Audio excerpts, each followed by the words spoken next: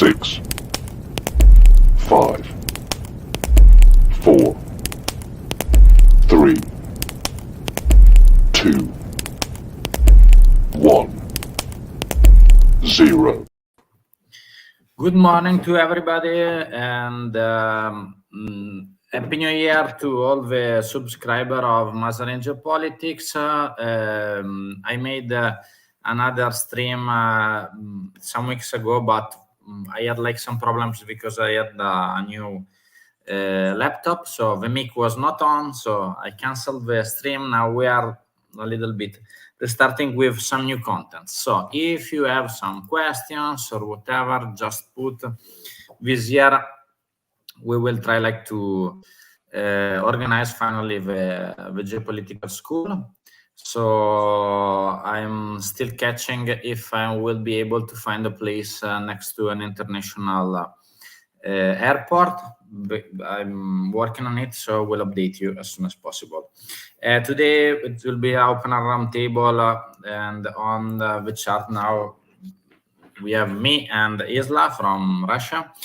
Probably there will be some other guests that will come soon, but I will update you when we have some news. So let's start with the usual economical update. I prepared a lot of slides for you. So Isla, don't be afraid. There is nothing there. But it's only like a regular update to December, and I try to put an interesting updates with good and bad news to analyze what is like the geopolitical situation all over the world. My position of this year will be, let's say, very analytic of the data. I don't make any type of forecast, but I think it will be a long year till November 2024. We can have some surprises on the conflict, but the problem will be the scenario of American election. But we will talk it later. I was in US 10 days ago. I will return back, I think, in 1 month. I was in China twice last 2 months. So I will give you some of my perception that I've got. So starting from the economical analysis, which is the usual Russian fossil fuel export, we can see that it's stable, but to a level that it's, let's say, 30% or 40% less than before. So it's a huge lack of revenue for Russian Federation. What type of fuel it's exported? We can see that the majority is crude oil, but it's not a good news because crude oil is like the oil that is with less revenue. We already said many times. The good, let's say, market for Russian Federation was refined oil. So other thing, let's see where the flow is going. We can see that the flow outside European Union, it's pretty stable, but if we return back to before February 2022, we can see that the biggest, let's say, buyer from the Russian Federation, but bigger, like 80%, was European Union, and the other were very low. China, it's increasing a little bit from 2022, but not so much. If you see the level, the blue level, the light blue was European Union, and it was at the top over 750 million euro.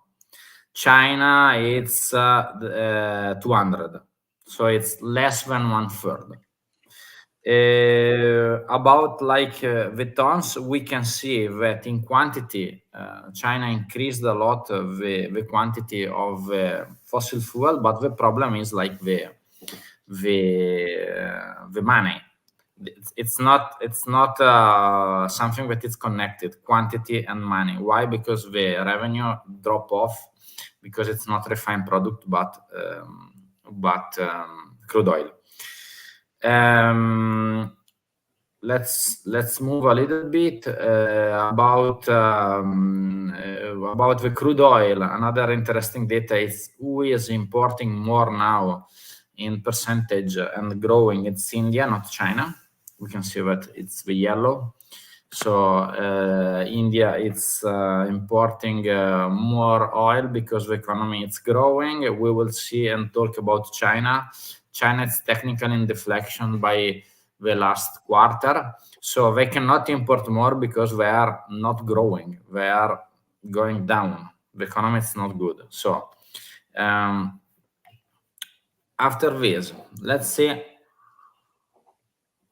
situation about European Union. We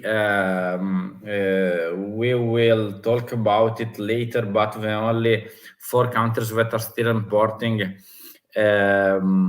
oil are Slovakia, Hungary, Czech Republic, and Bulgaria from the south.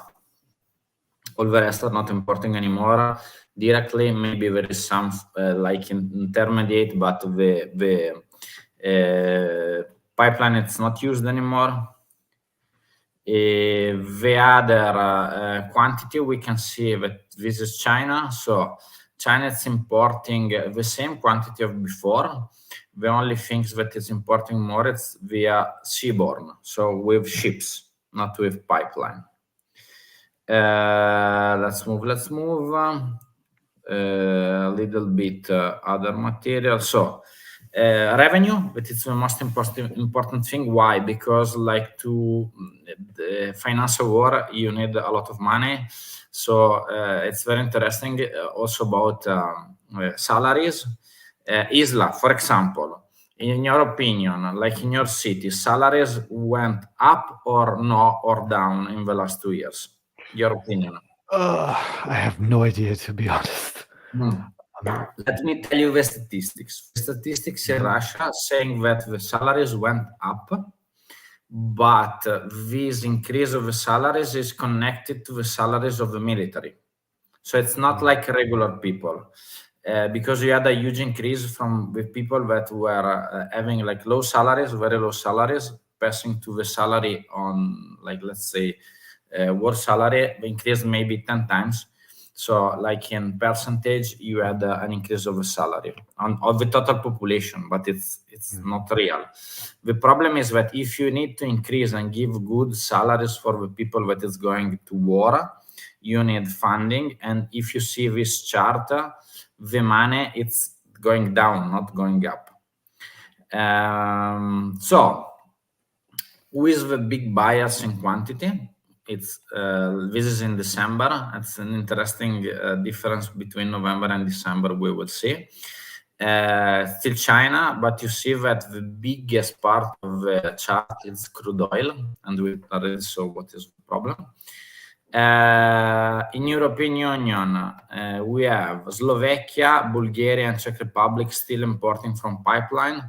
Belgium, Spain are importing by LNG. There is a huge problem now about LNG because the biggest LNG port of Russia, that was in the Gulf of Finland, was damaged by an attack like last 10 days. So the hub is blocked. So we'll see what will happen. Biggest differences between November and December. Let's move a little bit. The strange things that I saw in November was that the first importer of Russian oil products refined was Singapore. So Singapore is a very small country with no needs of oil. So this one was for sure one trade between third-party countries, like to sell to Western countries, but faked. And we see that in December the scenario changed, and we had like Turkey, China, and Belgium, but Belgium only for LNG. oil price. The oil price is going down, and it's strange because there is a war in Middle East. But why it's going down? It's going down because the world GDP it's not growing. It's not growing enough. The economies are struggling. And so if there is no demand, like the price of oil is going down. And it's not a good news if you are financing the war with fossil fuels. This is like the Russian seaborne oil export revenue.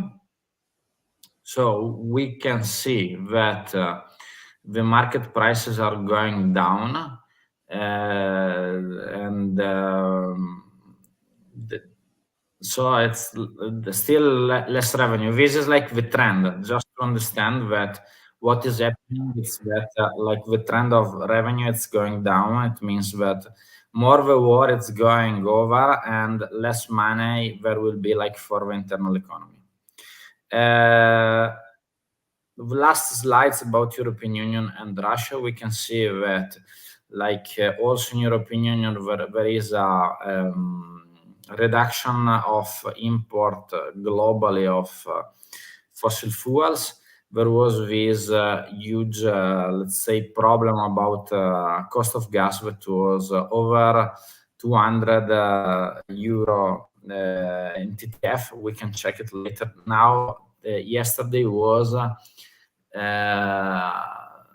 about 20. So it's 1/10 of the value of, like, let's say, the end of 2021. And it's not good news because, like, if you are your economy, it's made by export of oil and gas. If it's by pipeline or LNG, if the value of this material is low, you have less revenue. We are still importing. When I'm saying we, it's like European Union. We are still importing a little bit from Russia. We can check in LNG in the third chart. It's about 12.4%. Who are these countries? Technically, are mainly Portugal, Spain, Belgium. But we can see that, like the LNG, it's now over 40%. It's US. So the switch was from Russian oil and gas to US and some other countries, let's say like Azerbaijan, Algeria, and others. Inflation, I have like the last data just to stay in the first 15 minutes and then we will talk. Let me only invite because I have another guy that is coming. Okay. Wait a sec.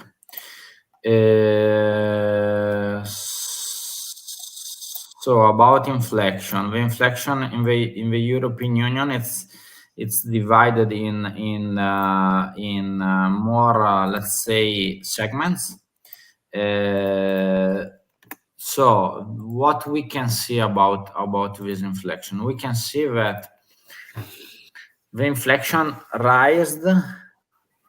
Let's check like the yellow line. The inflation rised at the end of 2021 and took the peak during like the starting of the conflict in February.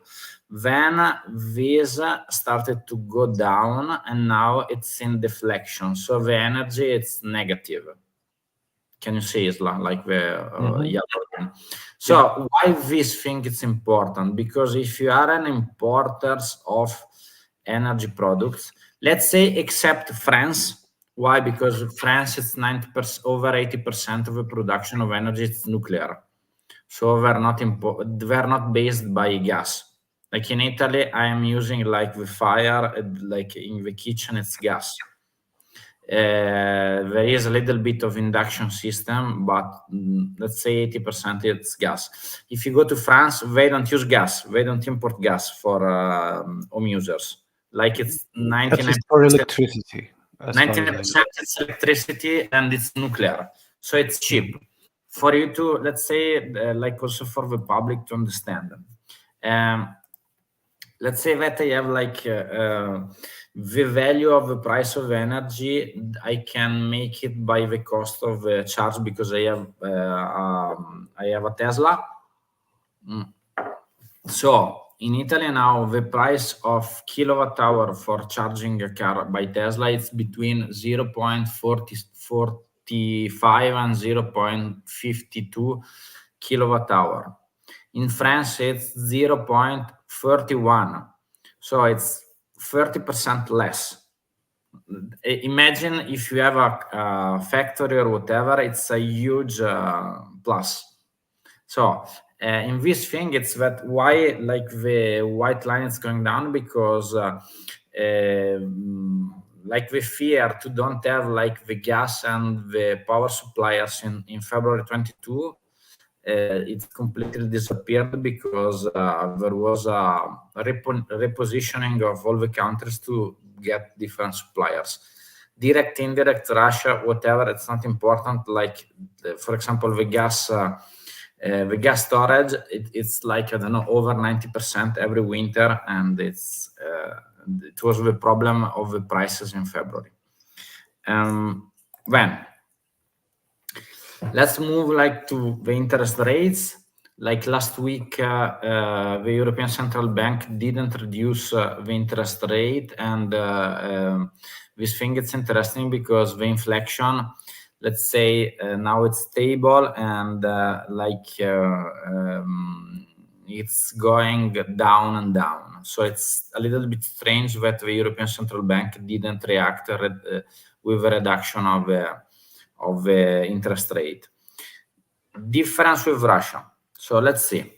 This is the inflation, and the inflction, we have to say that this is the official data of the Russian Central Bank. So the problem of this data is that internationally, the source of the data are not, let's say, explained after the beginning of 2023. So we have to take the data as we have it. So we have to trust it. We don't know if it's good and bad. Let's see that it's okay. So what we can see is that the inflation in Russia now it's technically over 7.5%, and it's growing. But it's not good because we will see later. The interest rate now it's over 15%. So for the people that don't have basic in economics, let's say this.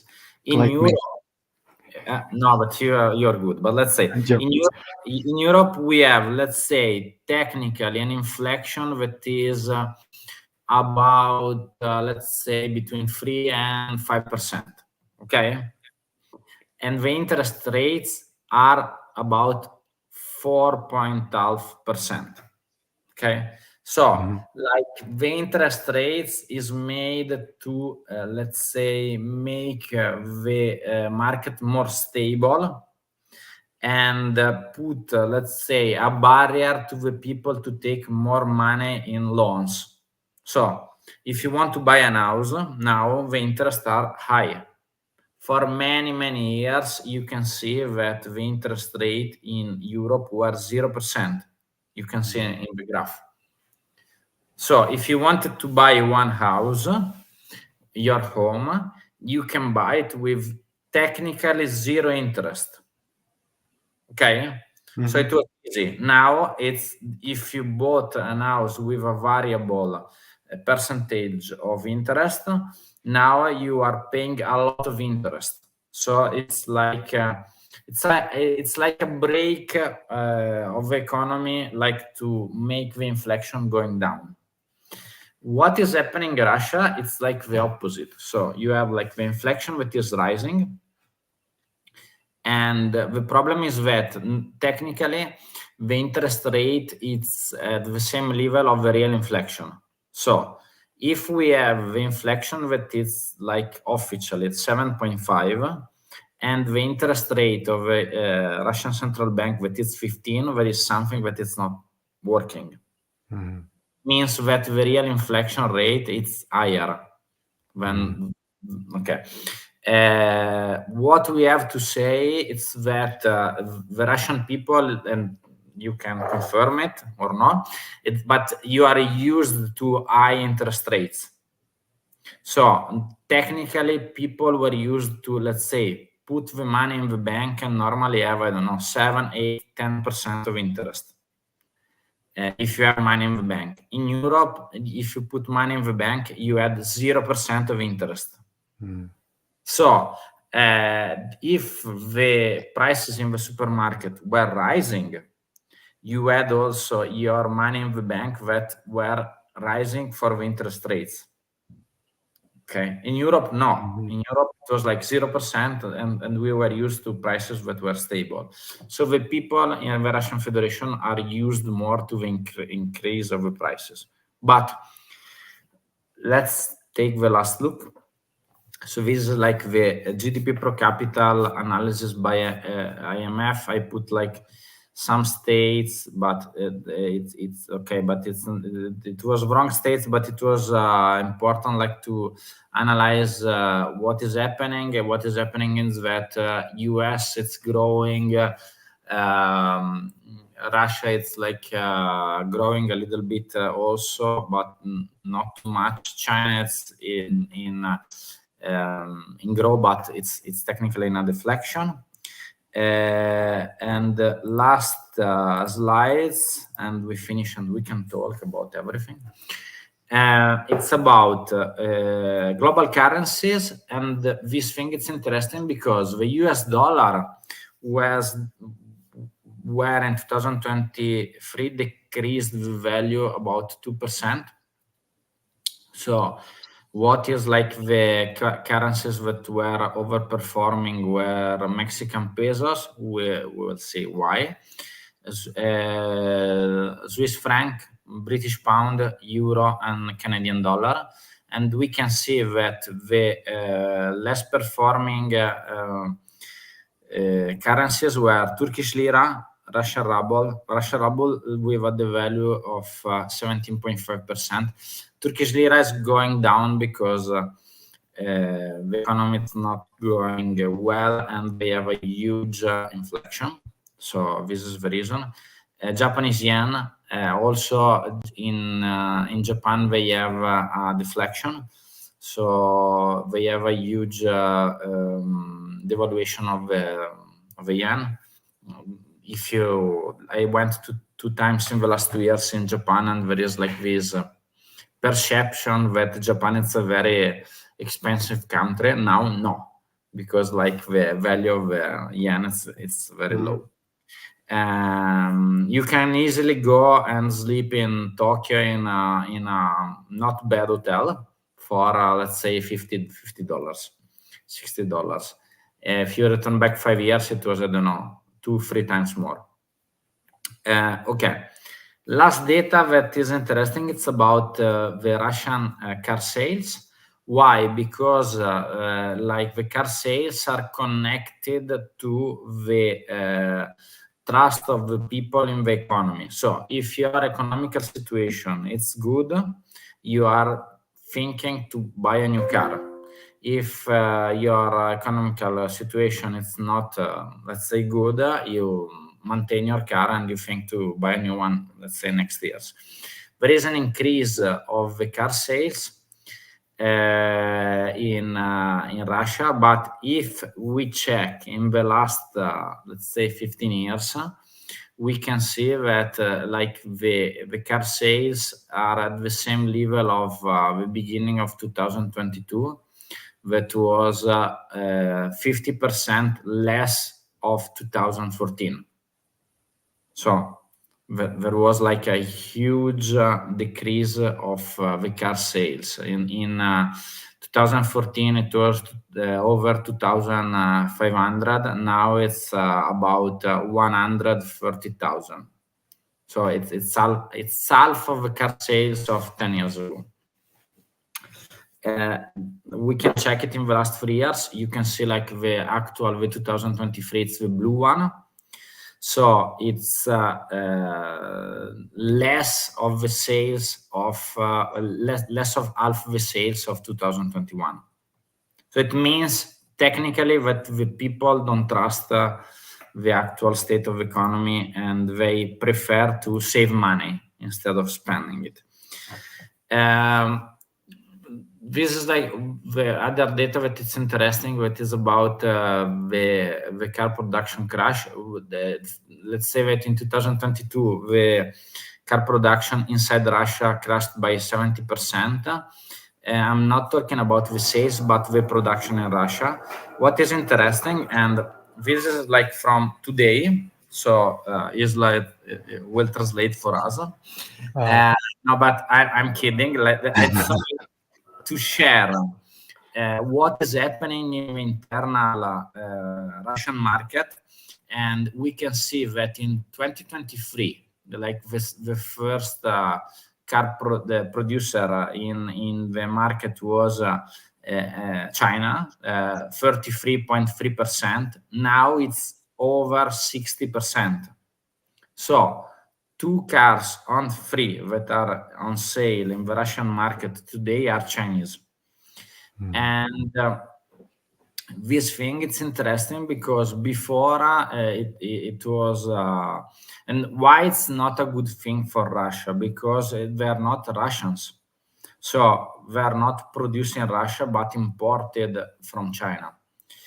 So it means that it's like cheap cars, but less working place for Russian people, because the factories, let's say Ford example, in Russia were made in Russia, not in US, and exported to Russia. This is the main difference now. Chinese are not producing in Russia, but in China. Okay. As far as I'm aware, we have pretty low unemployment right now, so like 3%. We have pretty low unemployment because, like, the problem is that if you don't have people, let's say people are like mandatory sent to war, plus you lost about 2-3 million people that fled. So if you go to Belarus, you have very, very low unemployment, because if you are okay, it's interesting that the unemployment rate is calculated about the people that are searching work. If you're not searching, you're not calculated. It's called NEET. It's people that maybe are at home but not searching work. The problem, like not studying or working. The problem is that if you are in a state of war, these people that are like mandatory sent to war are not calculated in the unemployment rate. So let's say that 500,000 is technically sent. You have like death, you have a reduction of the population, and also people that fled away. So you have less working place. So the unemployment rate going down, because you have less people. So it's math. Mathematic, not math. Bad words.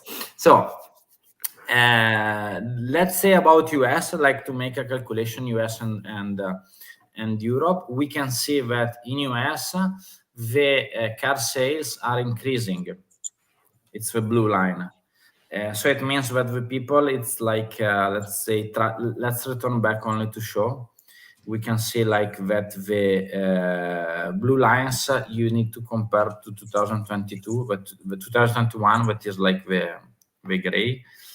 And you can see that in this calculation, the blue line, it's over the production and the car sales of 2021. Europe is technically the same.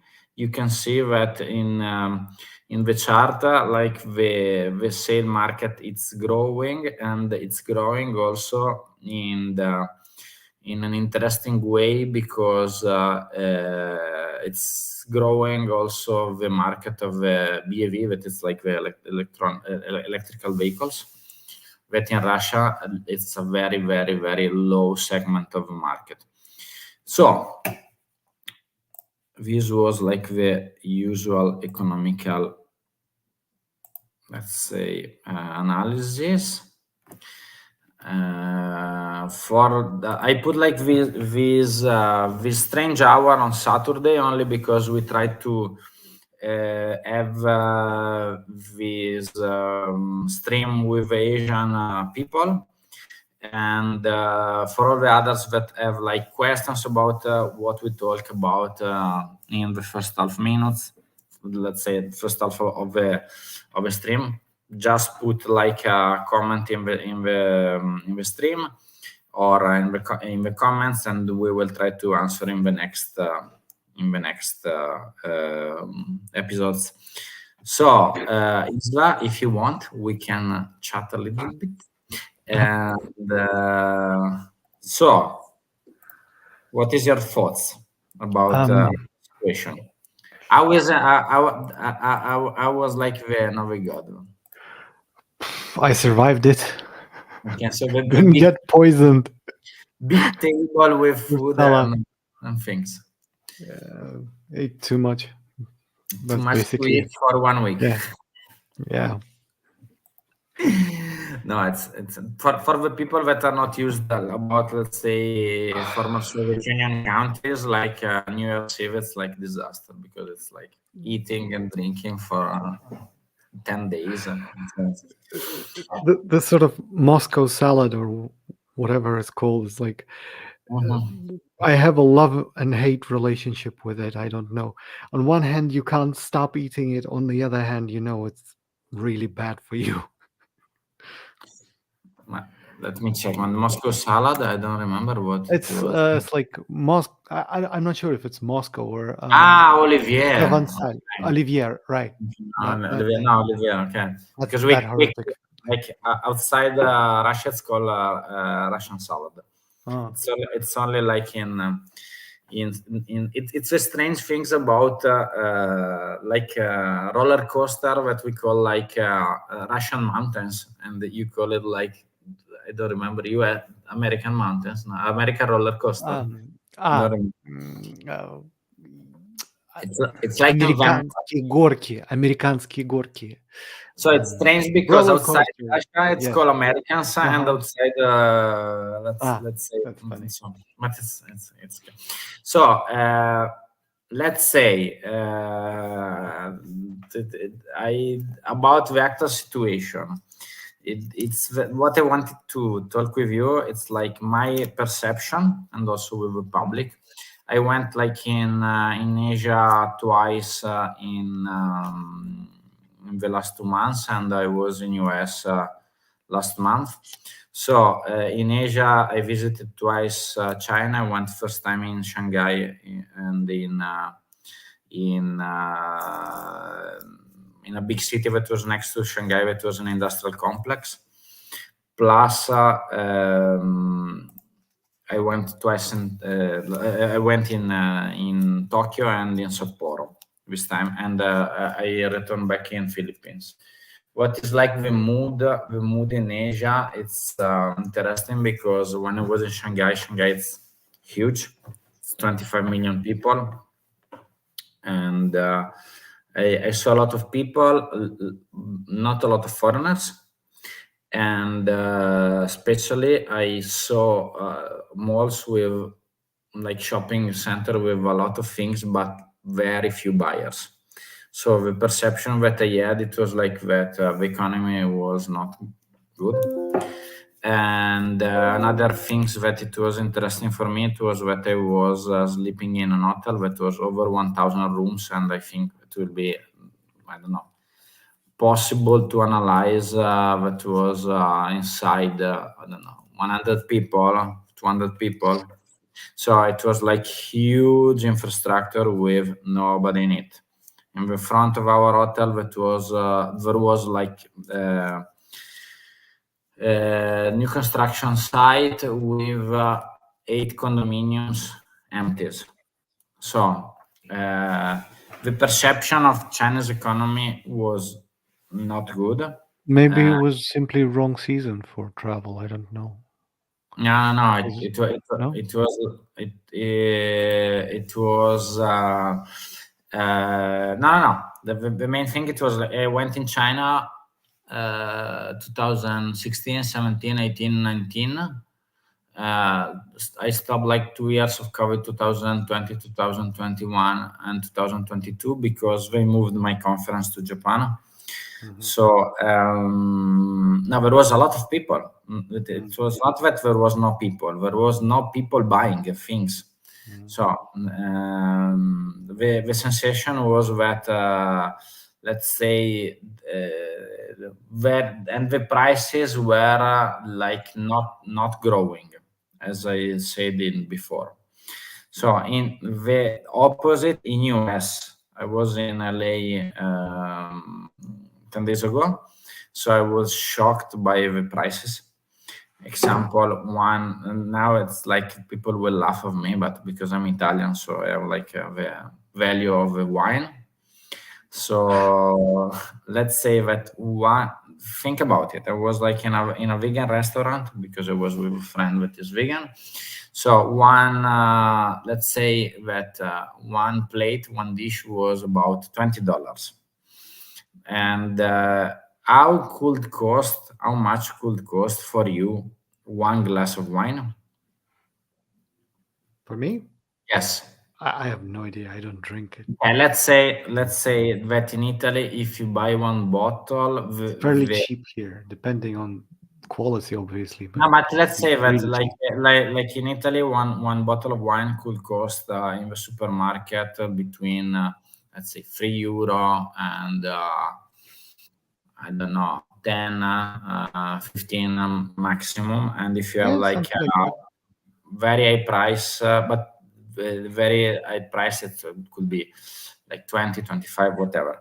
But if you go to the restaurant, the price of a bottle is 2-3 times of the market, okay, in Italy. So one glass you can pay, I don't know, €3-4, something like this. One bottle you can pay between 20 and 40, depends by the quality.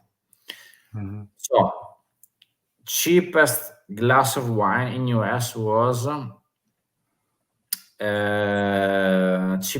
cheapest glass of wine was $17, and the cheapest bottle was $70. So Why? because like the prices of alcohol, especially in the restaurants, are super overestimate, and there is not a huge wine culture. So wine in US, especially in California, is it's like a premium good. It's not like if you go in Italy, it's like very cheap. Also Spain, France, wine is cheap because it's like a regular use. You can take it every day, blah blah blah. And also the other prices were pretty expensive. And everything is with tip.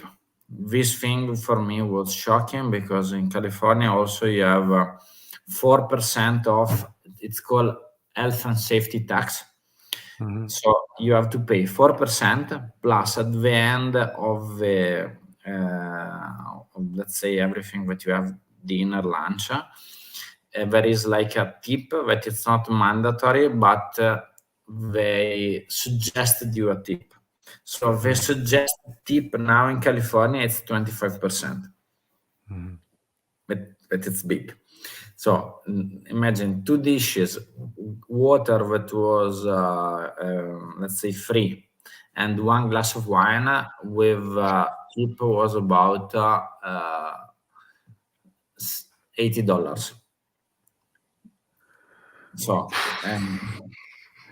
it's for you to understand, like the US market is completely different from the rest of the world in prices, especially, okay, it was Los Angeles and it was Venice Beach, so it's like a fancy place. But I don't know, the same thing in Japan, you can spend $20 just to make like the balance.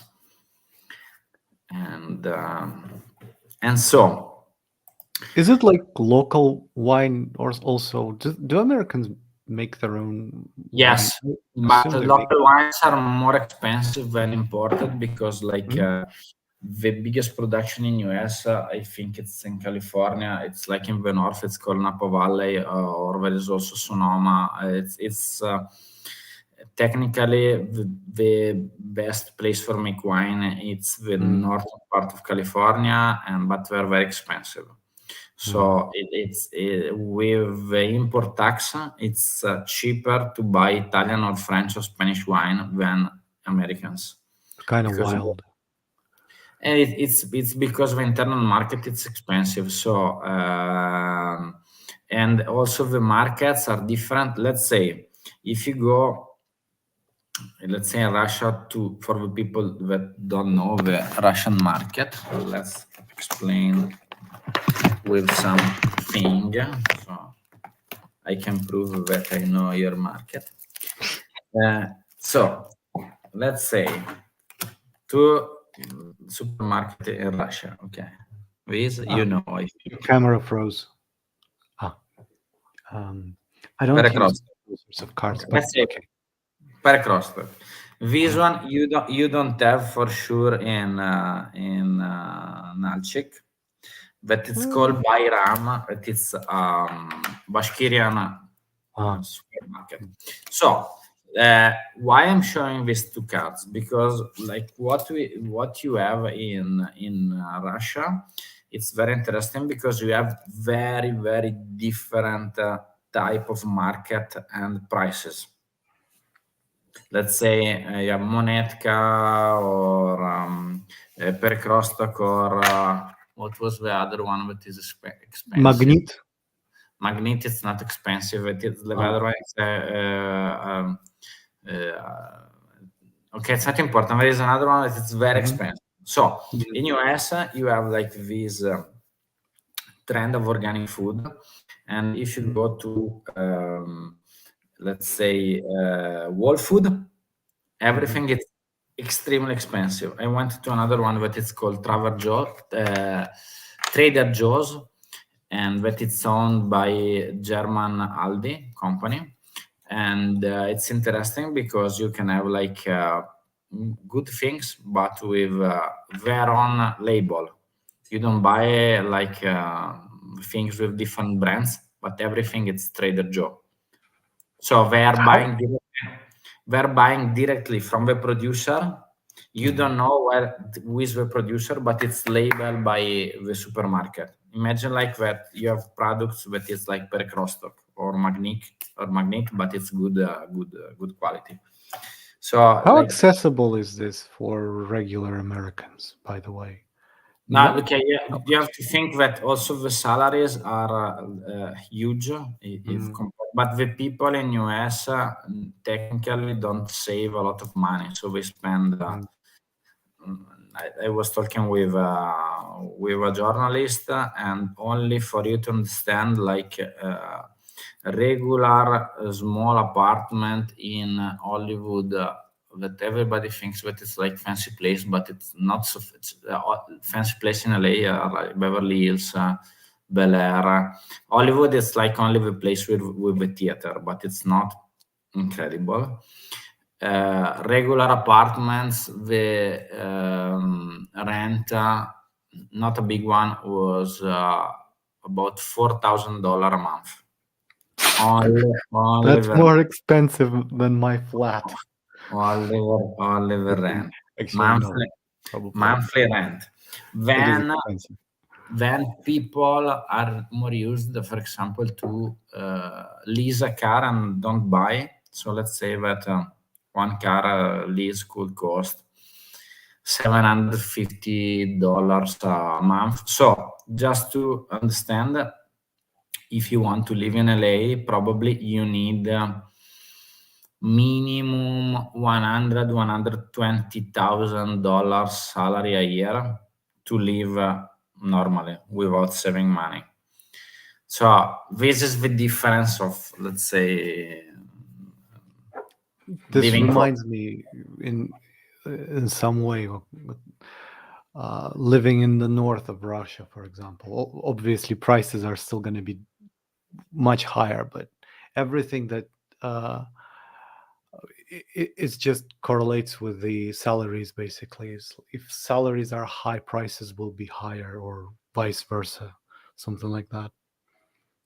It's just in the north there's higher salaries just for working there. There are higher paid jobs as well, but it takes much more resources to deliver, let's say, basic necessities to the north. So it kind of balances out in that sense. I have a Anyway. question like from the public. Okay, let's put it now, but I will answer fast. Like, where are the Germans buy LNG now? Biden's cut export. Okay, it's not a cut export as far as I know, actually. Well, sorry. No, but as I posted before, let me put, because you probably are online, but let's say you didn't see some slides. These updates are from let's say December. Let's check fastly, because we can see the actual situation of import in European Union. So we can see where like the LNG, this is like from Eurostat, it's like the second quarter of 2023. We can see that the LNG, it's like 47% from US. Then we still have Russia, that is 13%. This 13%, it's imported technically mainly from Belgium, Spain, Portugal, because we were like already supplier from, they used the Russia supplying from LNG also before. Then you have like Algeria 9.9%, Qatar 10.9%, Oman. Then we have Norway, Nigeria, and others. So, but we can see that let's say the 50% of LNG market in European Union now it's US. I can say to you that, for example, Visa, it's more like for Northern Europe. Italy are importing mainly from pipelines from Algeria and Libya, and from LNG, the main supplier for Italy it's Qatar. So the problem that we have now it's about the war in Middle East. So the supply chain, it's like very slow, because let's say 80% of the supplier are not transferring goods from the Suez Canal. So if you have to bring like LNG gas, you need to like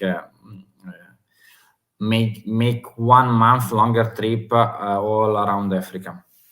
So sorry, this is I think the question was related to the Biden's not production licensing restriction. I think it's a recent thing. It's recent news. So I think I looked up about it. It's not exactly just to try to answer the question, if I may. No, but I've get it. It's like a news of today, but the news of today, let's put it so the public can see. Fastly. Okay, the news was this one. Hi, Charles. So it's like the Biden administration will pause new gas export projects. It's about new gas projects. It's not about the actual. So we can read the Biden administration announced the pause of new gas export projects today, blah, blah, blah. But you can see the decision won't affect ongoing export. So if I can answer to the public, it's that, Charles, it's connected. Charles, join us. You don't join us a long time. Let me post. Okay, I post in the comment also the link. If somebody want to join us, we will make it If otherwise. it's convenient to you, Charles, If right you now. can, but Charles, you're in China, so it's like good time. He's for not. it. Oh, sorry. You're not. Okay, yeah, nothing. Okay, so wherever you are, you can connect. So, okay, the cost about Qatar. Okay, let's put another thing about the real cost of gas, just to analyze it. Let's put 1 second. For example, now in Italy, like we are not basing the cost of gas on the TTF. For the people who don't know what is TTF, it's like the gas market stock exchange that is based in Amsterdam. Let me put to you only like the actual valuation so you can check it. So this is like the market. So let's put okay, we can see let's put like 5 years so you can see the problem of the gas price. The gas price rise was you can see in the summer of 2022 the peak was 245. Now the actual price is 27. How did they do it? I always wondered, like, how did they reduce the price? No, but it's pretty easy. Like the main thing about this, it's let me leave like the graph so that people can see it. Okay, the gas price was pushed up by the fear of don't feel like the gas storage system in the European Union. Why? Because like the gas storage system, I can show you a graph later. It's mainly calculated by, let's say, with a storage percentage that is for safety must be over 80% at the beginning of the winter. So what happened? Because like there was a ban of the direct gas import from Russia in December 2022. So, and the oil also, there was this fear that with this ban, there was not enough gas to fill the storage. What happened? Happened that the energy market was much bigger than the analysts were trying to analyze. And so there was like this huge speculation about gas that went to 250 euro for a cubic meter, and now it's 27. So what happened? That the inflation that let's say was growing up in Europe was led by the prices of energy, not of the real increase of the price, because everything went up because factory that has to produce something needed energy, and so they have this problem. So let me put okay. I just seen this video caught somewhere on Telegram, basically. The German factory closing, steel mill or something like that. It's like, I understand that perhaps you could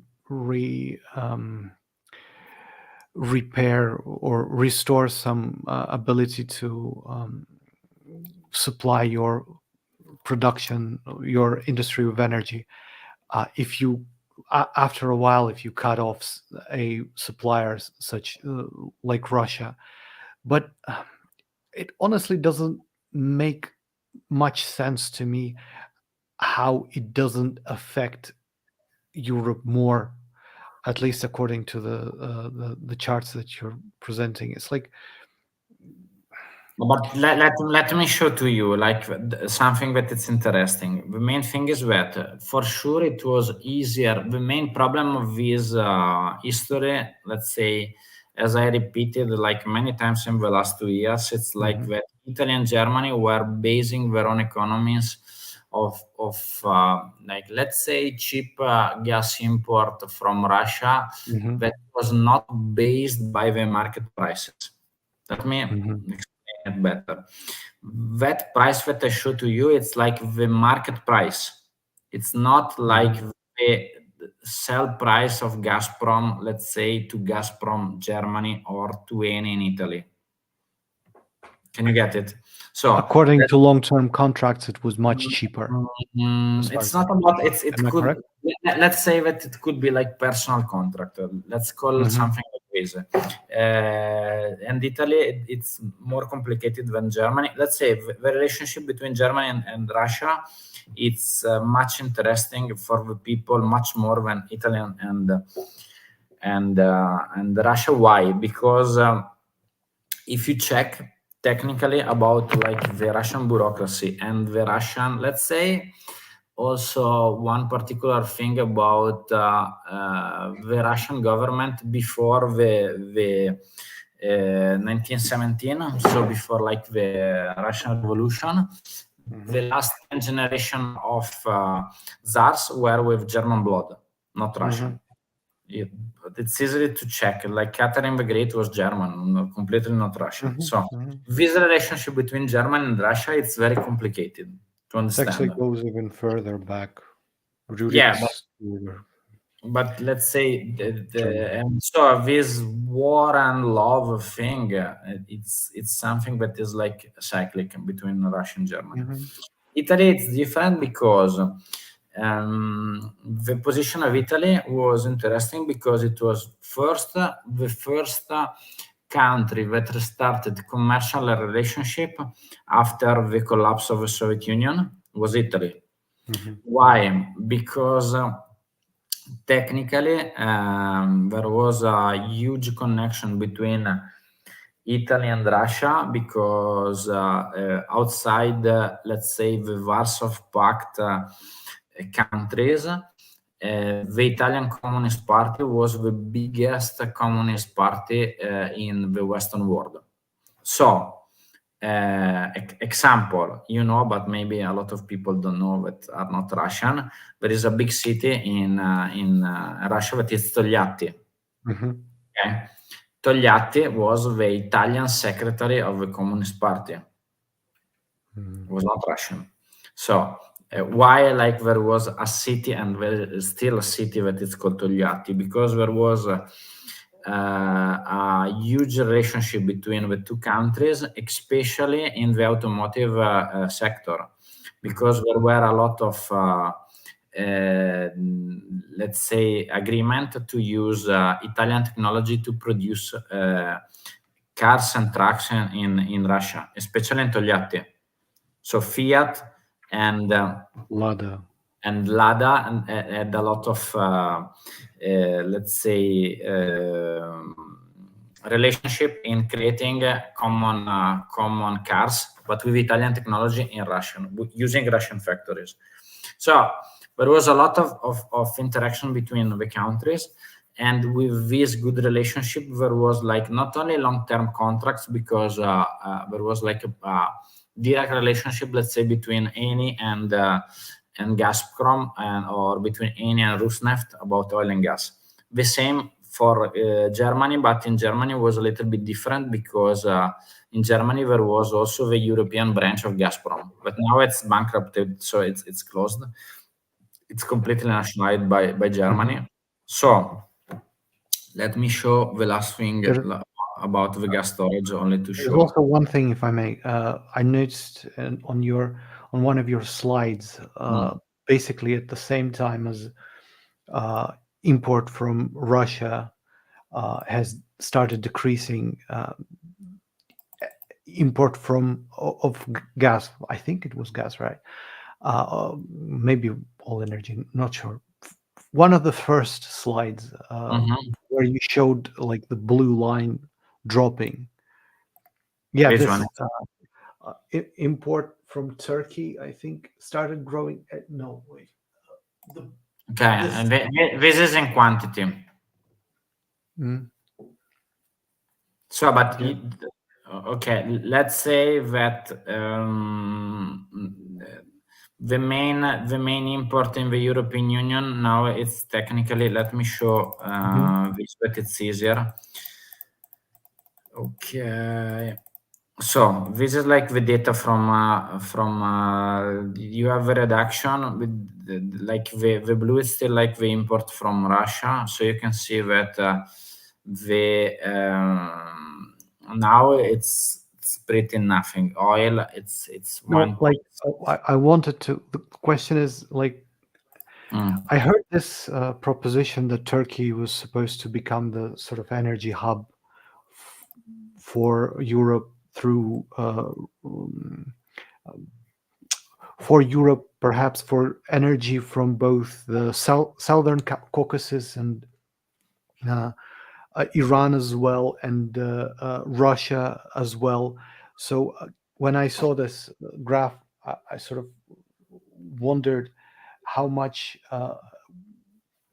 energy actually coming from Turkey, how much of it is actually Russian energy, perhaps not directly labeled as such, and so on. That sort of question I was wondering. We can't really know that. Perhaps I'm grasping at straws at this point. But I just, how should I say it? When you talk about the way the energy market stabilized in Europe, I just want to know how much energy actually still imported from Russia, but it's relabeled, or let's say some intermediaries are used. What's the word? Different Now, word. let's say, let's show something like to answer like to your There is question. any information like that at all? No, Because but you mentioned Singapore too. no, but I agree with you. But let's say to show two things. Oh, okay. So first thing, it's about this chart. Okay, let me show fastly. So this is like the only thing that is missed. It's like let's say former Yugoslavia, because we don't have data. And Serbia is the only country that are still completely dependent, like over 90% from Russian import. So we can say, let's say, this is the actual storage. So we can see Germany, it's over 100% in January.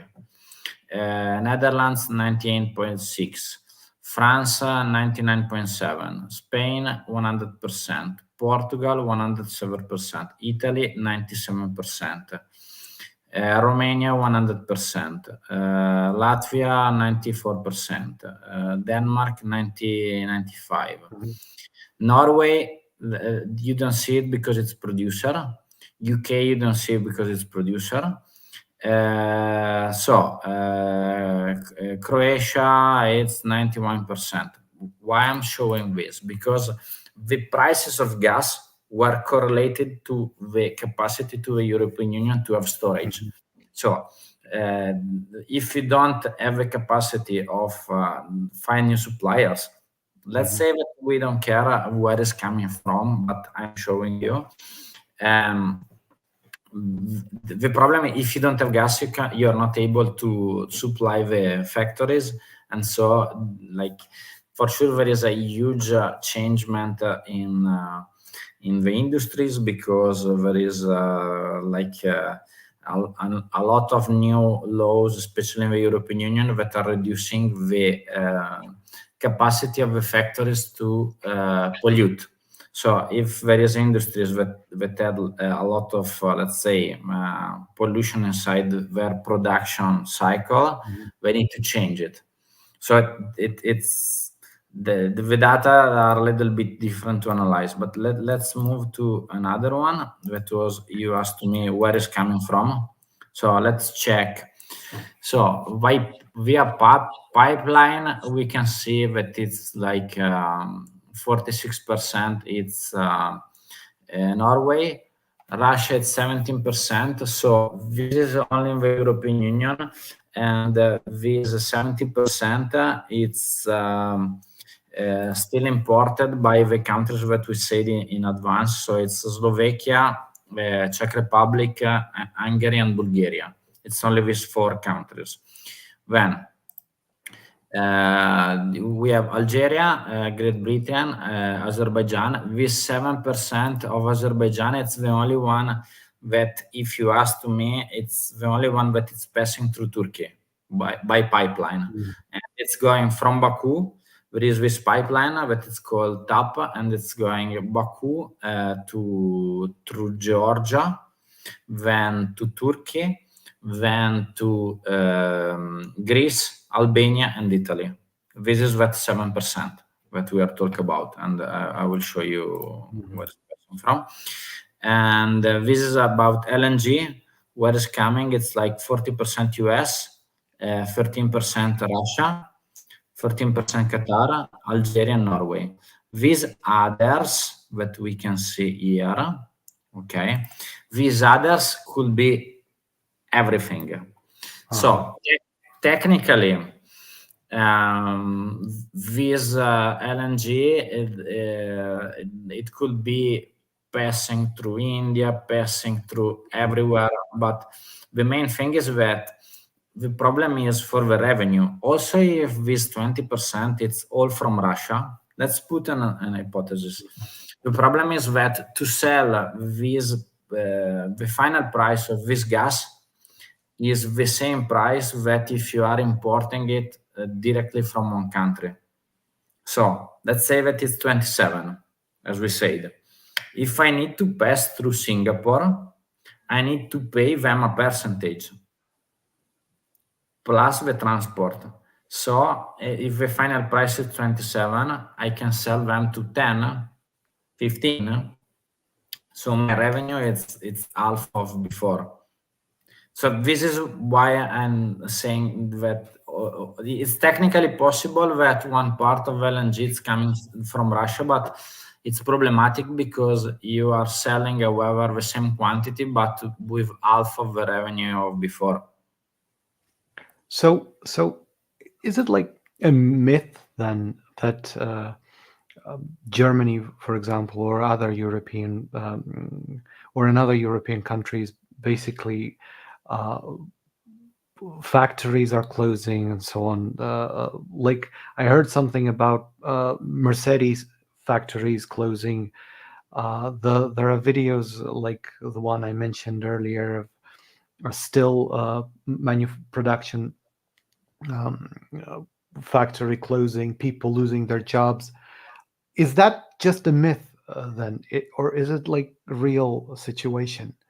Okay, let me tell you this thing. Okay, there is still a fear because the problem it's that the German economy was, as I said before, was calculated and planned with cheap energy, and they made. Let's say in Italy we said that when you made like your walk, it's bigger than your legs. So they started to reduce their production of nuclear energy because technically this is data, but maybe the people from outside European Union don't know.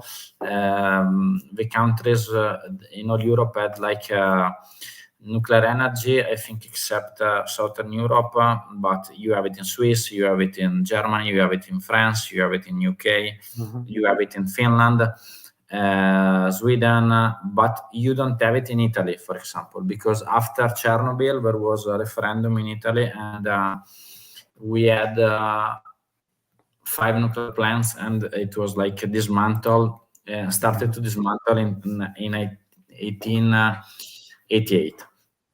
So our let's say energy production, it's mainly from renewable energy and from coal. Now not anymore, except like the emergency period after like the February 22, gas. And Germany, it was the same. They tried to introduce more gas as possible to reduce the dependency from coal and nuclear energy. So They basically phased out nuclear energy within the Angela Merkel's administration. See, well, let's say it's like, but the fear it's about bigger reactors. So the new trends, it's like to push the European Union legislation to, let's say, have some new view of the micro reactors. One micro reactors, it's easily to manage. They have. They don't really exist anymore, unfortunately. Oh, yet, unfortunately. No, It's like- there is a lot. There is a lot of new projects that are made now. Also, one in Italy, like the project, not the micro reactor, but I was talking with one guy that was making this project in 2016 in China, and so the technology is ready, but there was no demand. So it's if you are a demand and you are starting it, you can make it. The only countries that are, let's say, investing a lot in nuclear energy now, it's China, plus the biggest nuclear power plant that was produced now, it was in Finland. It's called Olkiluoto. The only one that is new in Europe. And the biggest power in the let's say nuclear power plant production, it's France with Areva.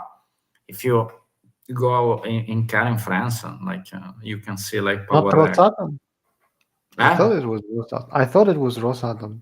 No, but I'm talking about European Union. Let's say okay. Rosatom, yes, but also Rosatom. If you think like about the shares of the production,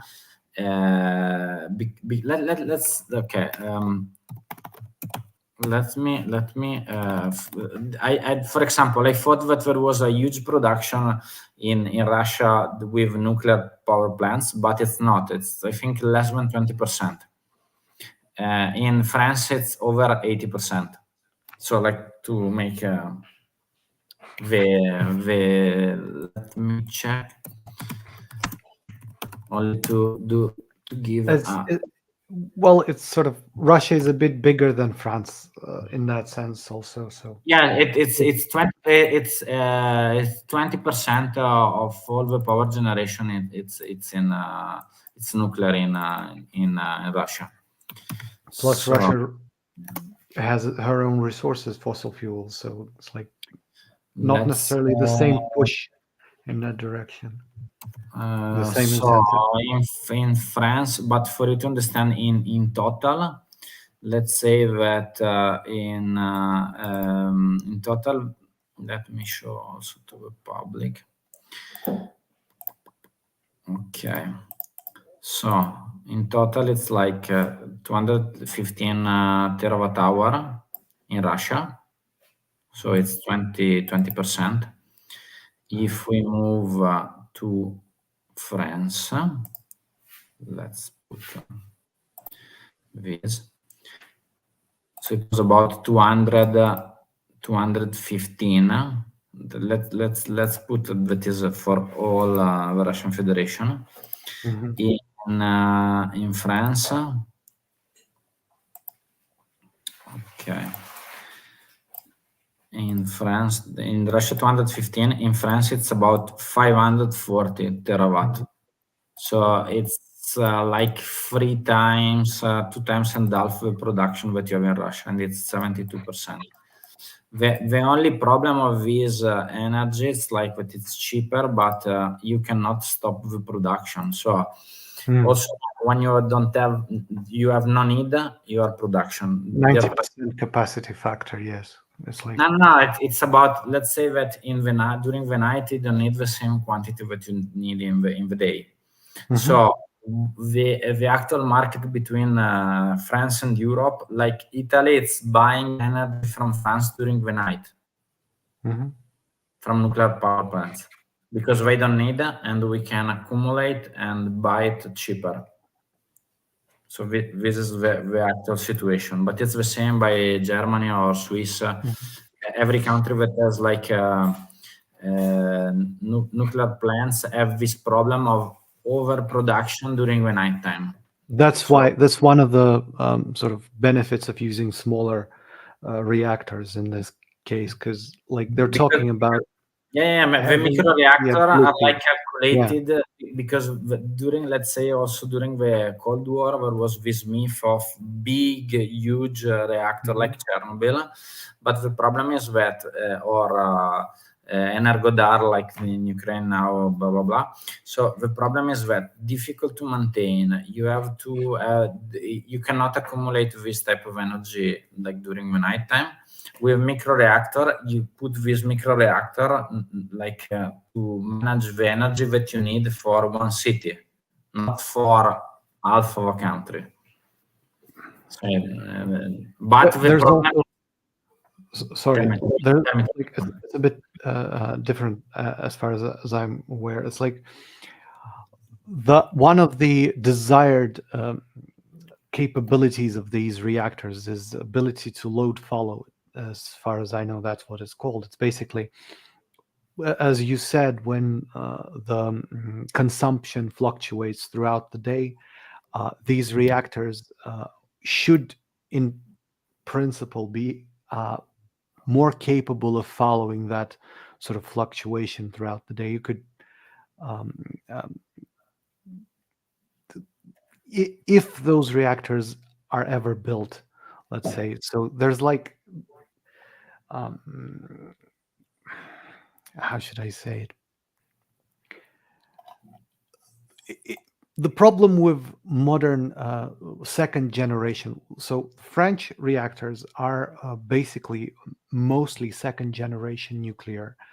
What you're talking about in terms of micro reactors, it's not even third generation. It's supposed to be fourth generation nuclear reactors. So there's a whole bunch of various designs, like molten salt reactors, sodium cold reactors. But Isla, technically, sorry. you already have these reactors. It's like if you have like I don't know, let's say the new No, like designs exist. Some experimental reactors exist, but it's not even the current main generation. No, I've got it. But imagine like the Navy, the Russian Navy has like nuclear engine ships, and like the icebreaker in the north. All the U.S.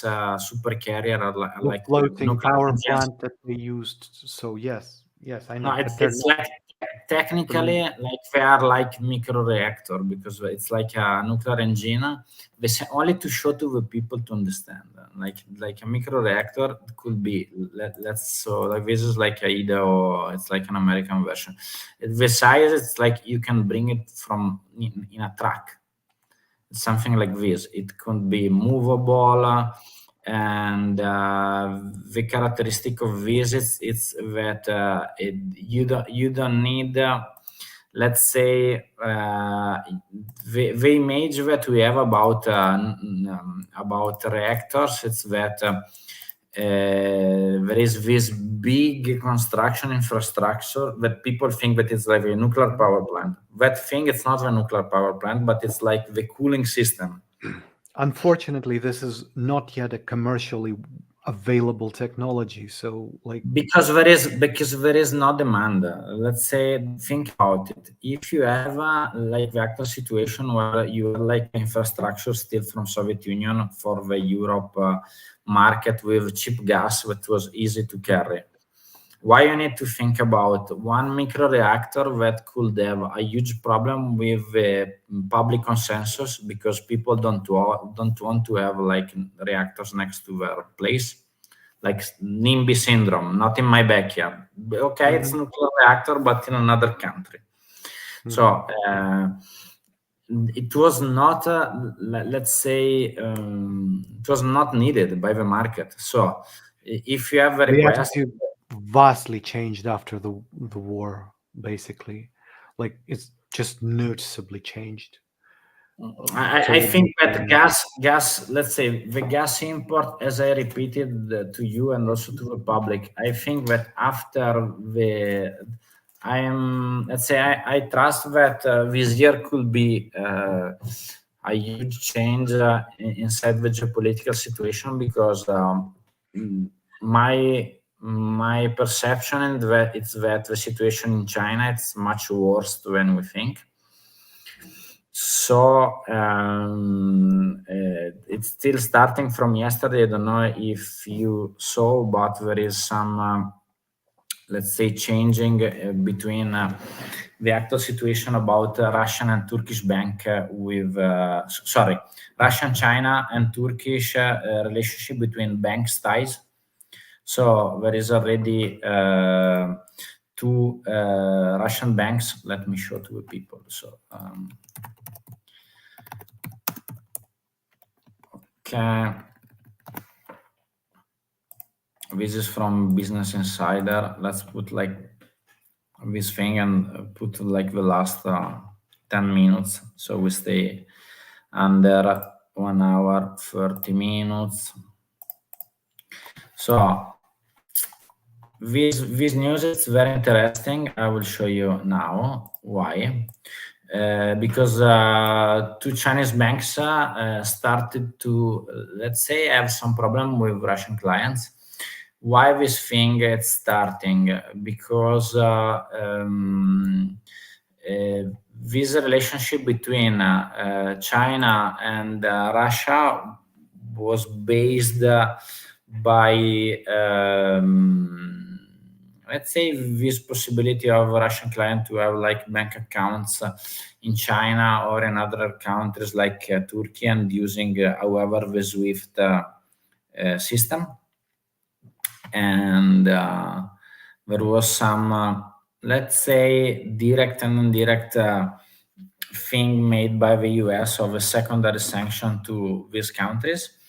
And if Russia can survive by the sanctions with a lot of problems, direct and indirect, but can survive, China cannot, because China had already figured a lot of damage in the inside the economy. I can show you fastly.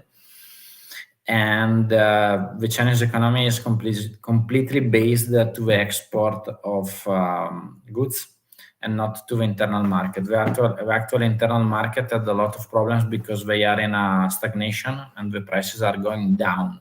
The other problem is that not only the prices are going down in China, but also the production costs are going down. So it means that the internal market will have not revenue in the next year, probably. So China, it's completely dependent by the export. And if the US starting some, let's say, secondary sanction on the Chinese economy, there will be very, very, let's say, a mess in China. So I don't know if you saw like China is not going anywhere, even if that happens. Like, what do you think is going to happen to China? Even if like there's some economic it means the problem is that the two markets are completely dependent. But so if China is not going well, also US will have problems. But now something changed last year, because the first supplier of US that was China from very long time, now it's not China anymore. Do you know who is like the first supplier of US market now? In what area? Like no, like in trades. I don't know who else could it be except China? Who? What? No. It's about the trade with US, not in the world. South Korea. Charles says. South Korea? No. So venue. Yes. So venue is Mexico.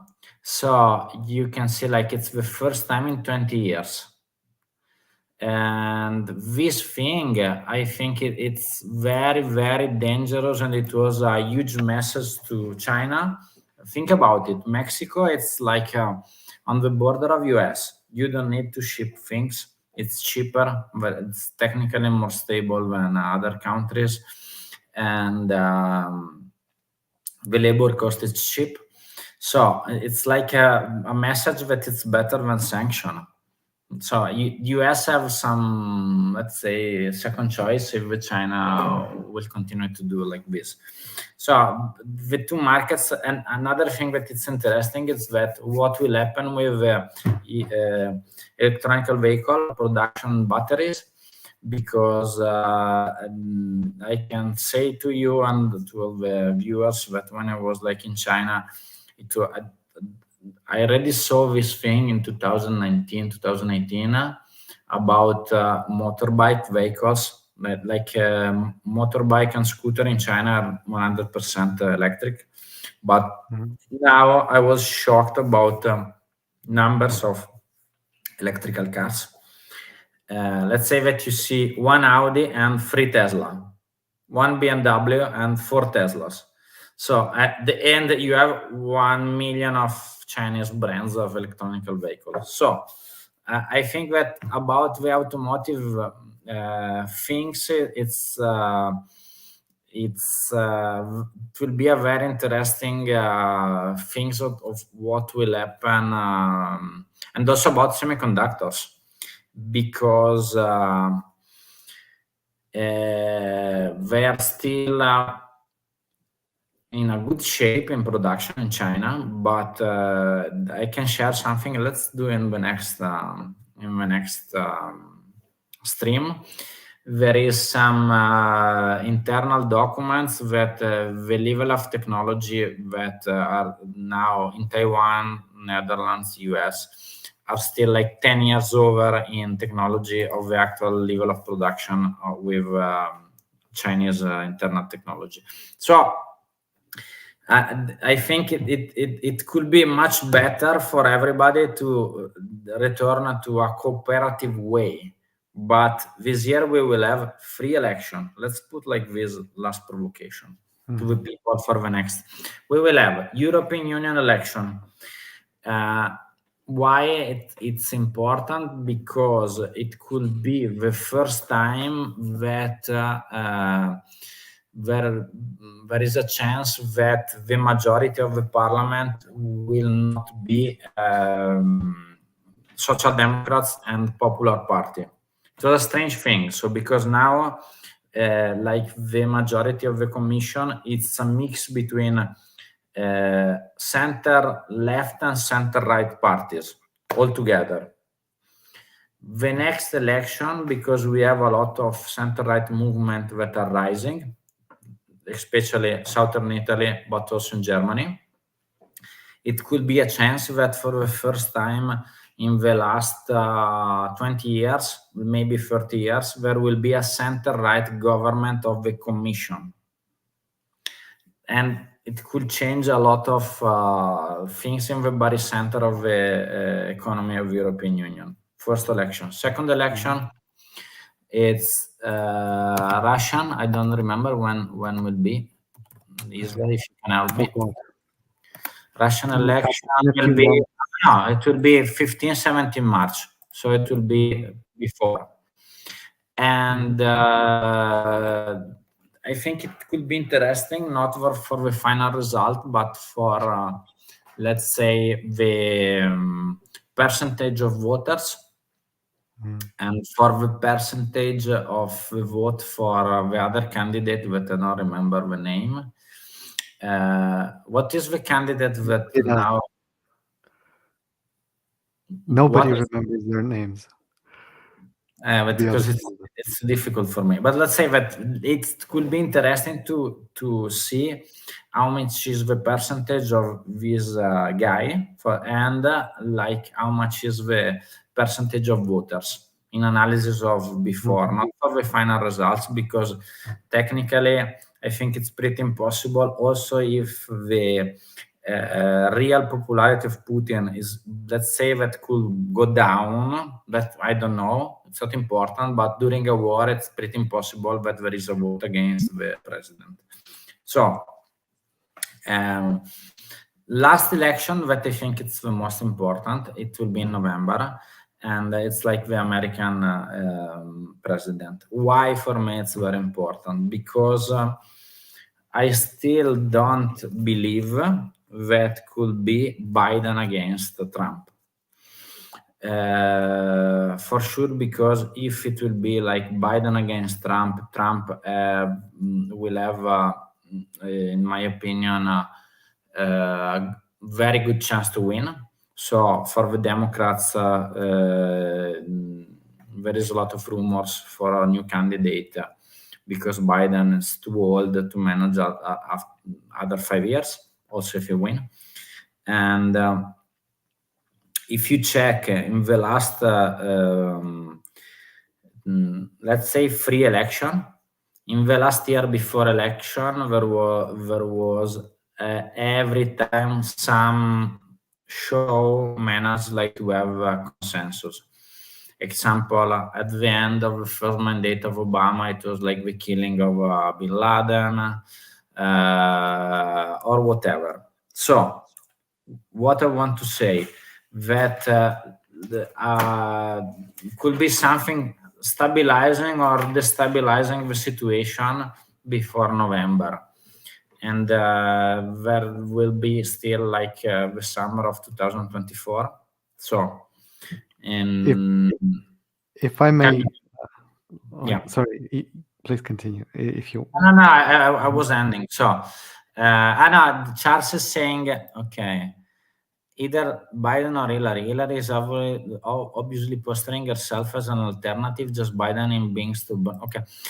Charles, I was thinking that the actual trend, because I'm watching and reading a lot about American politics now, they're pushing more Michelle Obama than Hillary. But Michelle have two technical problems. The two problems is that the problems are, first, she's a woman like Hillary. Second, she's Afro-American. And in the American, let's say, culture of voter, especially in the central states, it's something that you cannot have it. You get it, especially because it's a woman, not Afro-American. So it could be interesting what will be like the choice of the Democrats, because actually, let's say, Charles, that Biden, I don't want to put like my judgment on Biden administration, but for sure there is a lot of people behind him that easily can influence his decision. Imagine if there is another mandate, it will be worse. So, Isla, tell me what you wanted to say. I think it would be actually better for the United States if Biden doesn't become the candidate from the Democrats. But personally, so like I like hypotheticals. So if we gonna talk about provocations, when I the more I think about it, the more Trump, for example, reminds me of a American version of Gorbachev. And Biden, the more I think about it, reminds me of an American version of Yeltsin, right? So if you look at it this way, in 1993, there was a putsch, a coup attempt in Russia during the Yeltsin's presidency. So the way I look at it, and Yeltsin used military force to suppress it. So from my personal view, I already don't see the United States as a country that is capable of free elections since 2020. If so, like, I'm tentatively gonna explain my point, but one of the possible, let's say, pictures that present itself to me as a side observer. You could argue that in 2020, the elections, if indeed they were sort of not very honest, let's say, with mail-in ballots and so on, you could look at the ascension of Biden to the presidency of the United States as a sort of semi-palace, semi-military coup, with the previous president being denied his right for victory. Republican Party basically betraying Trump, the previous president, in the face of the Mike Pence, his former vice president, making a deal with the Democrats on November 6th, after November 6th, and the Democrats, if you remember, effectively occupying Washington for several months after the November 6th. Oh, wait, sorry, not November 6th, January 6th events, with actual military force. So afterwards, you had these odd.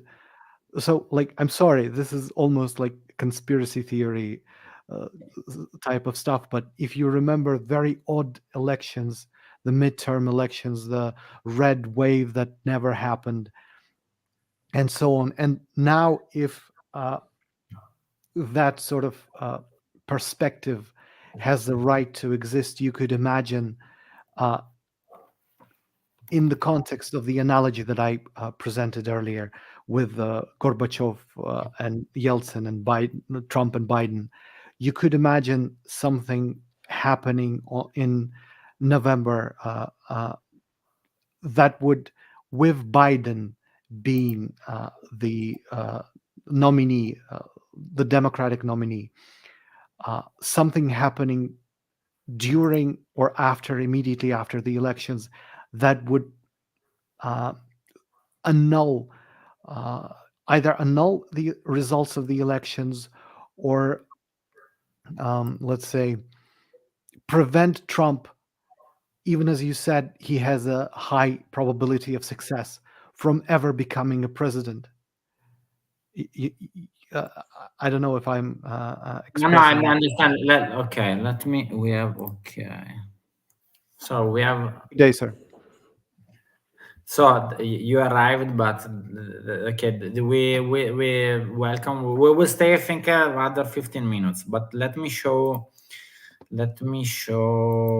like the polls, so we can check it like in real time. So the actual polls are like saying that there is like a balance, like Democrats 2026. Great voters, Republicans 2035. So you needed 2070 to win. You can see that like the state that are a little bit in between the end of the votes are like Nevada. Mm-hmm. Okay, so you have Arizona. Then we have like Wisconsin. Then we have Michigan, Pennsylvania, and this is okay, GA. I don't remember the state. South Carolina, Georgia. Sorry, it was Georgia. So like it's about 16, 19, 15, 10, 11, and 6 votes. It's these 77 votes. So the other states are mainly not completely, but you can see that the central states are like Republicans, and the coast states are mainly, let's say, Democrats, and It's strange that Georgia it's contested, but okay. The main thing is that the people is like showing when they saw these pictures are thinking that it's mainly Republicans votes, but except Texas, the central states are with very few votes. If you check like California, it's 54. It's more than all the central states altogether. So it's a little bit complicated how the American election works, because you have these great electors. You can win like the popular votes, but lose the presidency. So Which is how Trump won by yeah. and Bush electoral votes, not popular votes. So that's problematic. Of course, it's like when with Hillary, it's been like 3 million vote difference, but she lost. Yeah, but Well, because it's connected to an old electoral system. Also, the thing that if you are an independent, it's mainly impossible to participate to the states, because you need to be represented in all the 50 states. And I was talking with my friends from both Republicans and Democrats. Historically, it's impossible that an independent can be president if you don't have like the yeah. support of the. This is aristocrats imputing their system in order not to allow popular vote to be really all powerful, all meaningful, but to have the right to change it by electoral votes. So there's no fixed rule that popular vote will decide how the electoral votes will go. They have some kind of wiggle room, which they still not using, but they have some possibility to change as they see fit, not as the popular votes decides. So that's obviously the aristocracy in all time deciding to not allow complete democracy ever to take place. So, but the biggest problem in all of this is that the right just cannot accept losing. It doesn't matter if the elections are fair and square. They they're totally ramped up into not believing the that elections are not stolen if they lose, but if they win, oh no, elections are right, correct. It's absolute ideologically blindness of the right that just don't want to accept elections anymore. They just want a victory. No other things matter. So To that's be very fair, it was the disturbing. same thing with Trump after the his victory, basically. So it's not necessarily right versus left. I guess you could say that the United States doesn't have a left seriously, but like it was the same situation. Honestly, sorry for interrupting you. What you mean, same situation? They accepted it. The No, sorry, really. that Hillary didn't give the, let's say, was that congratulations speech, didn't accept defeat, but admit defeat, but they didn't. This is, I'm talking about really violent Mm. resistance to the results of the elections if they don't go their way. That's what I'm talking about. No, it's the same things that happen in Brazil with Bolsonaro. It's like, but I can agree with this. But let's say about my point of view, it's very difficult to understand like the American electoral system and the political system, because also the Democrats, from the European point of view, it's like center-right party. It's not a left. No, And they're not. Yeah, they're not at all party anymore. They just joined the Republicans in following the oligarchs' order. They completely gave up on any sense of representing their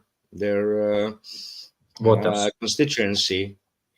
Yeah, No, but also imagine that talking with American friends, and they said to me that historically, like the Republicans were a little bit with this stigma or this, let's say, dogma that less state, less influence of the state in the personal life of the people. Less government, and with Trump something changed, especially like in also in the government of Florida now. There is like these new waves of let's say more intervention of the Republicans into personal decision. We can say about abortion or other things. It's just a talk. Republicans just talk that they want the less of the power of the state over the people. But when they got in the power, they actually start abusing it and really pushing the power of the state in their own desires, right? So whenever they are not in, they don't have presidency and they not have power, they talk about deficit. As soon as they take the power, any talk about deficit is completely stops. There's no mention about public debt and all of it. It's total hypocrisy because they govern for the purpose of the oligarchs. Okay, and maybe let's say that only like for the public that don't know a lot of let's say American politics. I think the two groups are with the main characteristic that there are different, like let's say financing system of the two groups. Let's say maybe the Democrats now it's more new tech, like Republicans it's more old money, big oil or whatever. But it's everything that the two groups are made in the big image. It's connected to the financial system that it's like pushing them to do things. It's not like right or left or blah blah blah.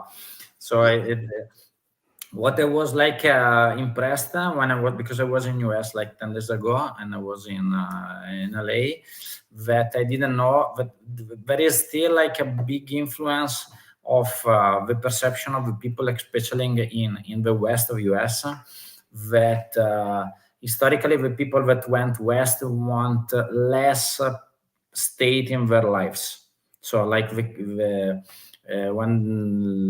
the old wild west, blah blah blah, whatever. So also the people that is in California, it's not that didn't want, is that they had less state, so they lived with less state. They were independent, but as soon as the bank is robbed, they wanted the state to come in, and you see, they wanted the railroad. As soon as railroad comes, they wanted it, they liked it. They wanted the order, right, immediately as soon as it was became available, because those are the minimums that keep the order. So they needed that, because in that case many bankers were just printing money as they wanted. It doesn't matter, because every bank printed their own money. It wasn't regular money. It wasn't official money in that case. So they didn't know who would control the bankers not to steal the money, right? So it took like for a long time to establish a single dollar in the last parallel dollars in the United States was in 1904. That's the time when it became just one single dollar. I agree. What I wanted to say is that people that never visited the US think that the United States is like a single state. It's like it's 50 states with very different people, very different way of thinking. The only two things in Italy, right? It's the same in Italy. North and south of Italy is different. Right? It's not the same everywhere. No, but okay, but the difference is depending on the size. Let's say in Italy, in Russia, there's a huge difference in western West Russia and East But Russia we, completely, but right? but we don't have different legislation in Italy. In US, yes. So in US, you have 50 different type of legislations. You have federal laws and national laws, but in Italy we don't have. Like in Italy, the legislation is centralized, so one law it's valid everywhere. You can Yeah. have something that it's regional, but the difference it's very, let's say, low. The main thing is that, for example, I didn't know about like the fiscal difference in the United States, that you have like tax-free states, let's say Florida, let's say Nevada, let's say Delaware, where like you don't have national taxation, and but in opposite you don't have let's say public subsidies, whatever. In Italy, the main difference is it's more cultural, not legislative. So before, because like Italy, it's pretty like a new state. It's only 150 years, and like the southern Italy technically was another reign. Northeast of Italy was for over 150 years under Austrian-Hungarian Empire. I'm from Lombardy, so my region was under Austria, and it was a puppet state. It was called Lombardo Veneto, and but like the mindset of the people, it's more Austrian-Hungarian. Let's say southern Germany. Let's call like this. In the southern Italy, the influence was more like Spanish, Arabic, also Norway, because it was like this Norman reign in Sicily, but it was more a mix of culture that was more connected to, let's say, Northern Africa. So like there is big excellence from Southern Italy, but you have to manage like the climate, but it's more warm. It's like the South Belt in US. The people from the South and from the North, it's completely different, but Yeah. also the climate. I didn't know, studying, for example, the American economical history, that the huge change in the US was the invention of air conditioning. And they thought, why air conditioning changed? Because the southern belt started to be more productive with air conditioning. But it's something it's crazy to think about it. But when you have like hot weather, it's difficult to work. And it's the same that historically we have, but it's the same. Southern Europe, it's the same. If you go like to southern Spain, southern Greece, it's less productive, but not because the people is lazy, because less infrastructure, more hot. And I can tell like this thing just to give an image before I closing. used to live in Chicago for 10 years and in Phoenix for 4 years. So I know I can describe it better. You simply in a summer, actually more like 7 months of summer in Phoenix, you simply cannot work outside. I couldn't work outside after 11 a.m. Just simply couldn't work. I would start at if I had to work something outside, I would start at 4 and work till 11. That's it. Simply impossible to work. But what I wanted to say is that mentality and ability to work it's actually transcribes onto the laws of the North and the South. Also, Midwest and the mentality of people, culture transcribes into the laws, right? What they are accepting better. Let's say even in South Dakota, that's like very North Dakota, that is very rural, but they have their state bank. That's major bank in a state. It's publicly owned bank, okay, which is not nowhere else. There's no other state that has a publicly owned bank on that scale, let's say. So because it's acceptable, they know they need it in order to help them out what private banks wouldn't do. So something like that. We have like the same system in Italy. It's called like Credito Cooperativo, it's the same type of bank. It's not public, but it's private, but it's focused on one territory. So they invest only locally. So it's small banks, and it's you have like the same like in Austria or Germany, or I think also like in the same former Yugoslavia. I don't know, but in Germany, yes, a lot. It's like technically also Raiffeisen Bank, but it's the only Western bank that's still active in Russia. It was like a cooperative bank. And but what I wanted to say, like just to give an image about the different behavior from northern and southern Italy, think about only like the lunchtime and dinner time. Let's say I'm from northern Italy, lunchtime it's 12 and a half. So now, okay, in southern Italy, before 1.5, 2, no lunch. So idem for like the dinner, it's very late. In Italy, northern Italy, it's 7.5. Southern Italy, not before 9. So I'm working a lot because I'm working in waste management sector. So when I'm going down in southern Italy, I have to manage also like the public meetings. It's something strange to think, but you cannot do public meetings at 9 p.m. because people is eating. So it's all the behaviors, all the things about work, all the things about attitude with public entity.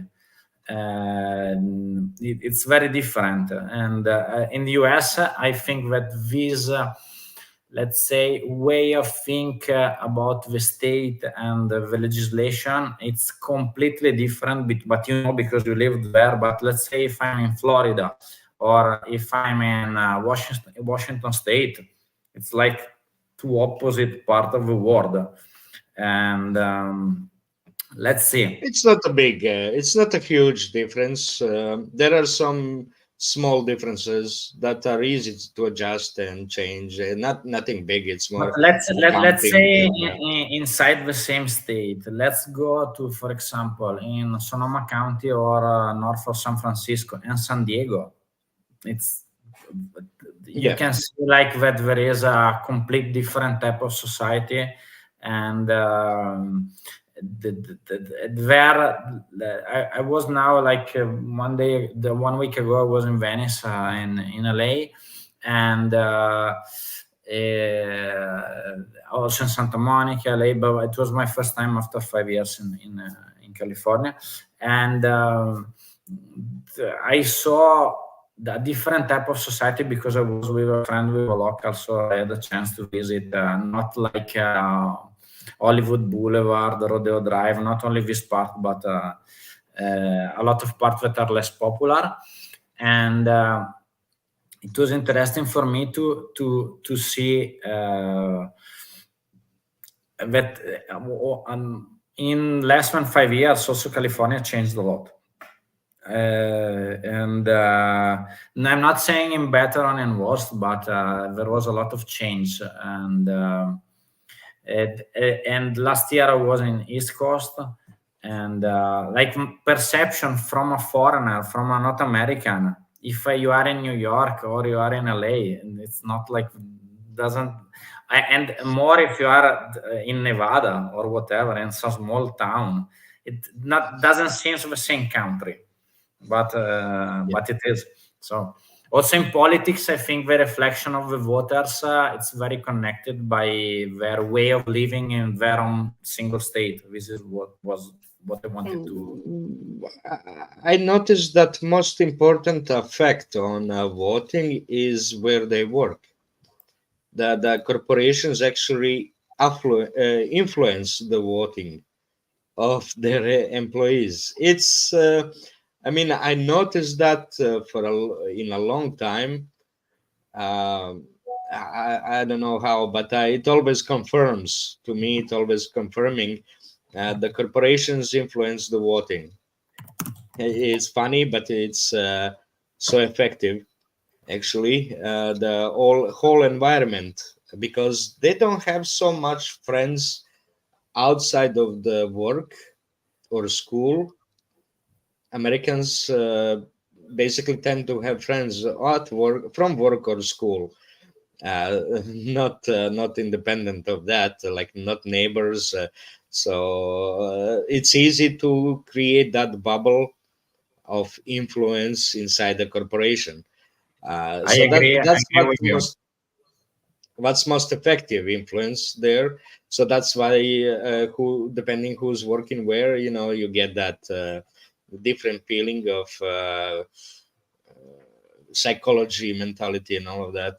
And it's and let's say now with that invention of air conditioning, so many northerners are moving south after pensions. And even I moved south because in 2008 it was catastrophic for me. I had my business, so it didn't in construction, so it wasn't, it wasn't working for me anymore there. Too expensive. Lifestyle is too expensive, so I moved down there because of the cheaper living. Right, you don't have snow, you don't have rusting of the cars, you don't have too much demand for food because you eat less when it's hot and so on. So I expected it's cheaper, and it was way cheaper, half of the price. I mean, half of the cost I had up north. And but all the rest of it was the same. So you make the same money, but you see, it's cheaper to live down there, and it's more fun because it's not green everywhere. It's red, orange, and yellow. So it's If interesting. I have to say to you about Arizona and also Texas is changing a little bit because especially like with headquarter of Tesla that was moved next to Austin, like all the prices are growing up very fast. So maybe in another states, I don't know, Louisiana, Alabama, or whatever, it's still cheap, but not in Arizona or Texas anymore. Because Yeah, like that's what I'm saying. a lot That's of what I'm saying. Yeah, and also politics changed because northern people moved south due to air conditioning enabling normal living, right? So that's important part. So now you have 50-50 Florida, right? You have you see, you have gray or pink Texas, gray Arizona. That's what's changing, and also gray North, where those people come from. So those politics are changing, yeah, and and Midwest it's still like contented. So before it was like very Democrats. Now it's like not yet close. So just to I had to close because we are already 2 hours of stream. So we will restart like minimum once every 2 weeks. So I will invite you all. The next weeks we will have like some new guests. I will have like Isla, Jordan. You can participate anytime that you will want. Next 2 weeks I will have like one stream directly from Taiwan with a guest like to analyze like the Asian situation. I will have also some guests from Brazil and from North America. Will be in US and Canada at the end of February, beginning of March. So I will do a stream from DC with some friends that is in politics in US. So hoping to you a very nice weekend. Thank you for your participation. Thank you, Isla. thanks. Thank you, You too. Thank you. Jordan. And okay, Euro Jordan disappeared. Okay, so Isla, thank you so much for your time, and hope to see you soon live. And have a good weekend, and see you soon. Likewise. See you. Ciao to everybody. Ciao, ciao, ciao.